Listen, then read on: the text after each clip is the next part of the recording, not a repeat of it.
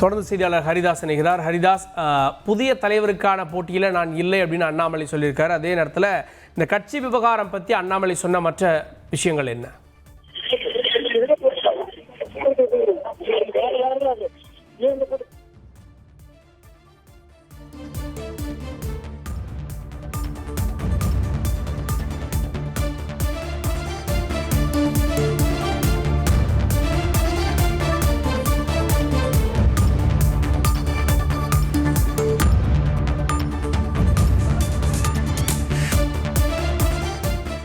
பாஜக மாநில தலைவர் மாற்றமா அப்படின்ற செய்திகள் ஒரு வாரமாக போயிட்டு இருந்தது. இந்த சூழலில் புதிய தலைவருக்கான போட்டியில் நான் இல்லை அப்படின்னு அண்ணாமலை சொல்கிறாரு. அதே நேரத்தில் கட்சி ஒருமித்த முடிவெடுத்து ஒருமித்த முடிவின் அடிப்படையில் ஒரு தலைவர் நியமிக்கப்படுவார் அப்படின்ற செய்திகளை அவர் சொல்கிறாரு. இதன் மூலமாக அண்ணாமலை மாற்றப்படக்கூடிய செய்தியை அவரே உறுதிப்படுத்துகிறாரா அப்படின்ற கேள்வி ஏற்பட்டிருக்கிறது. அதே நேரத்தில் டெல்லிக்கு போவீங்களா அப்படின்ற கேள்வி, தேசிய அளவில் ஏதாவது உங்களுக்கு பதவி கொடுக்கப்படுமா அல்லது மத்திய அமைச்சராவீங்களா அப்படின்னா, டெல்லிக்கு போனால் நான் ஒரு நாளில் திரும்பிடுவேன்னாரு. ஏன் என்னை பேக் பண்ணி அனுப்புறதுலே இருக்கீங்க அப்படின்ற கேள்வியும் அவர் முன்வைத்தார். இங்கே தான் தமிழ்நாட்டில் தான் நான் தொடர்வேன், தமிழ்நாட்டில் தான் என்னுடைய அரசியல் அப்படின்றாரு. அண்ணாமலை தமிழ்நாட்டில் தொடரக்கூடிய அரசியல் என்னவாக இருக்க போகுதுன்னா தலைவருக்கான போட்டியில் இல்லை அப்படின்ட்டாரு. டெல்லி அப்படின்ற விவகாரத்தை கூட ஏற்க மறுக்கிறார். அப்படின்னா தமிழ்நாட்டில் அண்ணாமலையினுடைய அரசியல் அகாமடேஷன் அப்படின்றது என்ன அப்படின்ற புதிய கேள்விகளும் ஏற்பட்டிருக்கிறது. இன்னும் சிலர் சொல்லக்கூடியது, இல்லை தலைவர் மாற்றம் இல்லாமல் 5 பேர் கொண்ட குழு அமைப்பாங்க, அதில் அண்ணாமலை இருப்பார், தலைவர் பதவி இல்லாமல் அப்படின்ற விஷயங்களை எல்லாம் குறிப்பிடுகிறார்கள். அதை தான் அண்ணாமலையும் சொல்லியிருக்காரா அப்படின்ற கேள்வியும் ஏற்பட்டிருக்கு. அண்ணாமலை தெரிவித்த அந்த கருத்தை மீண்டும் ஒரு முறை பார்க்கலாம். கோயம்புத்தூரில் மிக தெளிவாக நான் சொல்லியிருக்கின்றேன், பாரதிய ஜனதா கட்சி தமிழ்நாடு புதிய தலைவருடைய தேர்தல்.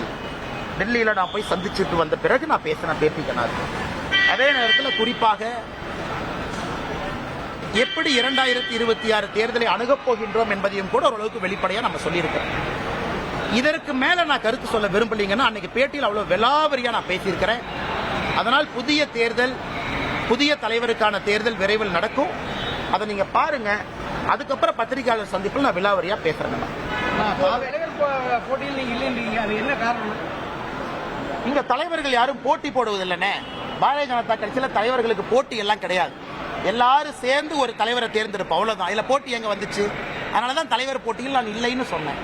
தலைவருக்கு மற்ற கட்சி மாதிரி 50 பேர் போய் 50 பேர் போய் தலைவர் கட்சிக்காக நாமினேஷன் கொடுத்து அது ஓட்டெடுப்பு நடத்தி அப்படிலாம் கிடையாதுங்க. எல்லோரும் சேர்ந்து ஏக மனதோடு ஒரு மனதோடு ஒரு தலைவரை தேர்ந்தெடுப்போம். அப்ப போட்டி எங்கிருந்து வருதுங்கண்ணா? தோட்டத்துக்கு போய் மேடம், நீங்க ஜேர்னலிஸ்டா? ஐயா வேண்டாம். ஆமா, ஏன் தலைவா என்ன மரியாதை கொடுக்க மாட்டீங்களா? நீங்க அதுக்குள்ள மறந்துடுவீங்களா? ஒரு விவசாயியோட பையனா இருப்பேன், மறந்துடுவீங்களா? என்னுடைய பணி ஒரு தொண்டனாக எப்பொழுதும் தொடருங்கண்ணா. கரப்ஷனுக்கு எதிராக வந்தவன் நான். அதுல சமரசம் கிடையாது. யாராக இருந்தாலும் சமரசம் இல்லை. ஒரு நாள் இல்லைன்னா ஒரு நாள் தமிழ்நாட்டில் நல்ல ஒரு ஆட்சியை கொண்டு வருவதற்கான முயற்சி தொடரும். இந்த நேரத்தில் தேசிய கட்சியா இருக்கிறோம், பல விஷயத்தை பார்க்கணும். 2026 தேர்தல் தமிழ்நாட்டுக்கு முக்கியம், மக்களுக்கு முக்கியம். மக்கள் திரும்ப 5 வருஷம் இதே திமுக கொடுமையில மக்கள் மறுபடியும் 5 வருஷம் மாட்டணுமா? அதையெல்லாம் பார்க்க வேண்டிய கட்டாயம் இருக்கு. ஒரு தொண்டனாக கட்சி சொல்ற பணியை பாடி செஞ்சுட்டு போறாலும் ஒன்றும் பிரச்சனை இல்லை. தொடர்ந்து நம்முடைய பத்திரிகையாளர் திரு கோட்டீஸ்வரன் இணைந்திருக்கிறார். திரு கோட்டீஸ்வரன், புதிய தலைவருக்கான போட்டியில் நான் இல்லை அப்படின்றாரு. அதே நேரத்தில் இங்கே போட்டியெல்லாம் இல்லைன்னா எல்லாரும் ஒன்று சேர்ந்து முடிவெடுப்பாங்க, புதிய தலைவர் தேர்தலெல்லாம் பாருங்க அப்படின்றாரு. அண்ணாமலை சொல்ல வரக்கூடிய செய்தி என்னன்னு பார்க்குறீங்க? நேயர்களுக்கு வணக்கம். அண்ணாமலை அவர்களை பொறுத்தவரையிலும் பாத்தீங்கன்னா அவரோட கருத்தை ரொம்ப ஓரளவுக்கு ஓப்பனா பேசக்கூடிய ஒரு நபர்.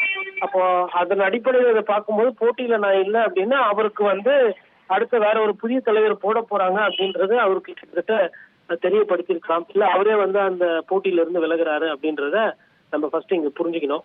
இது கூட ஒட்டி வரக்கூடிய நிகழ்வுகள் அப்படின்னு பாத்தீங்கன்னா 7ஆம் தேதி கிஷன் ரெட்டி தமிழகத்துக்கு வராரு.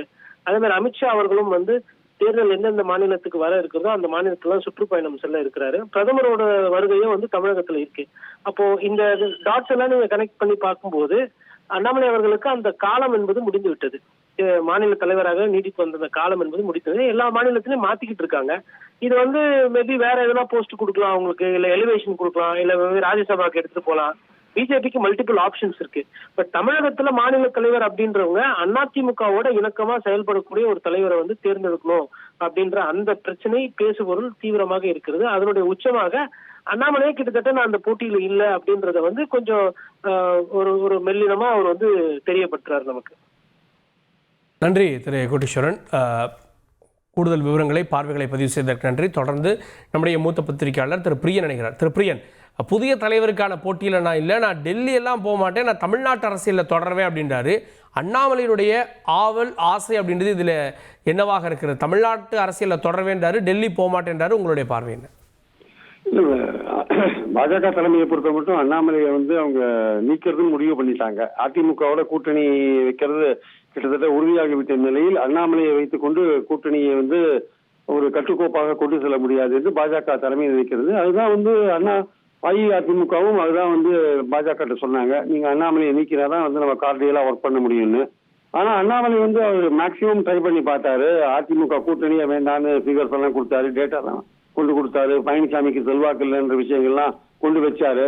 பட் அவங்க பாஜக தலைமை தெளிவா சொல்லிட்டாங்க, நீங்க பார்லிமெண்ட் எலெக்ஷனுக்கு முன்னாடி பல்வேறு டேட்டா கொடுத்தீங்க, அந்த டேட்டாவை நம்பி நம்ம தனியா போனோம், தனியா போயிட்டு நம்ம ஒரு இடத்துல கூட வின் பண்ணல, அந்த கட்சி கொஞ்சம் வளர்ந்துருக்குன்னா கூட வின் பண்ற அளவுக்கு இன்னும் வளரல, நம்ம கூட்டணியை சேர்றதுதான் பெட்டர் அப்படின்ற லெவல்ல அஇஅதிமுக கூட்டணி உறுதியான நிலையில் அண்ணாமலை வந்து அவரை வந்து ஒரு வேறு பாஜக தலைவர் பதவியிலிருந்து ஒரு கௌரவமான வேறொரு பதவி கொடுத்து அவரை அனுப்பிவிடுவார்கள் என்பது பல நாட்களாக ஒரு பேசுபொருளாக இருக்கிறத பார்க்கிறோம். அதை இன்னைக்கு அண்ணாமலையே வந்து கன்ஃபார்ம் பண்ணியிருக்காருன்றதுதான் விஷயம். அதுவும் பிரதமர் வந்து தமிழ்நாட்டுக்கு வர இந்த சூழல்ல வந்து அவர் கன்ஃபார்ம் பண்ணி இருக்கிறது வந்து பாஜக மேலிடம் வந்து அவரை வந்து ராஜினாமா கடிதம் எழுதி வாங்கியிருப்பாங்க என்பதுதான் என்னுடைய கருத்து. புதிய தலைவர்னு பாத்தீங்கன்னா நயினார் நாகேந்திரன் அல்லது வானதி சீனிவாசன் போன்றவர்களுக்கான வாய்ப்புகள் பிரகாசமா இருக்கிறத நம்ம பாக்குறோம். ஏன்னா அஇஅதிமுக இணைந்து வேலை செய்யற அளவுக்கு ஒரு தலைவர் அங்க வேணும்னு பாஜக மேலிடம் நினைக்கிறாங்க. ஸோ அந்த வகையில் நயினார் நாகேந்திரனுக்கு இன்னும் கொஞ்சம் கூடுதல் வாய்ப்பு இருப்பதாக நான் நினைக்கிறேன். தமிழ்நாட்டு அரசியலில் தான் தொடர்வேன் அப்படின்றாரு. இன்னொரு பார்வை முன்வைக்கப்படுது, புதிய தலைவராக இல்லை, ஒரு கமிட்டி போடுவாங்க, 5 பேர் கொண்ட கமிட்டியோ 6 பேர் கொண்ட கமிட்டியோ, அதில் அண்ணாமலையும் இருப்பார் அப்படின்ற பார்வைகள் முன்வைக்கிறாங்க. அதை தான் அண்ணாமலையும் வெளிப்படுத்துறாரு, தமிழ்நாட்டில் தான் இருப்பேன்னு. இல்ல, அதாவது இவர் பாஜக தலைவரா இருக்கும்போது ஒரு கமிட்டியை போட்டு அந்த கமிட்டியில இவரை ஒத்தரா போடுறதுன்றது வந்து அது வந்து அவர் அதை எப்படி ஏத்துக்கிறாருன்றது அவருடைய மனதை பொறுத்த விஷயம். அதை வந்து அவர் வந்து தனக்கு வந்து ஒரு பின்னடைவை கொடுத்து விட்டது கட்சி அப்படின்னு ஏத்துக்கிறாரா, இல்ல அதை ஒரு பெருமையை ஏத்துக்கிறாருன்றது அண்ணாமலையோட தனிப்பட்ட விருப்பு சம்பந்தப்பட்ட ஒரு விஷயம். ஆனால் அடிப்படையான விஷயம் என்னன்னா அவரை வந்து இந்த கூட்டணி விஷயங்கள்ல பாஜக மேலும் முக்கியத்துவப்படுத்தாது என்பதுதான் ரொம்ப பார்க்க வேண்டிய ஒரு விஷயம் ஆக்சுவலா. நன்றி திரு பிரியன், இணைந்து உங்களுடைய பார்வைகளை பதிவு செய்ததற்கு நன்றி. புதிய தலைவருக்கான போட்டியில் நான் இல்லை, தமிழ்நாட்டு அரசியலில் தொடர்வேன் அப்படின்ற செய்திகளை அண்ணாமலையே வெளிப்படுத்தியிருக்கிறார். இதனுடைய தொடர்ச்சி என்ன, பிரதமர் வர்றப்போ அல்லது 7ஆம் தேதி 9ஆம் தேதி என்ன ஆக போகிறது, புதிய தலைவரா புதிய கமிட்டியா பொறுத்து பார்க்கலாம். முக்கிய தொகுப்பில் இணைந்தோம். நன்றி.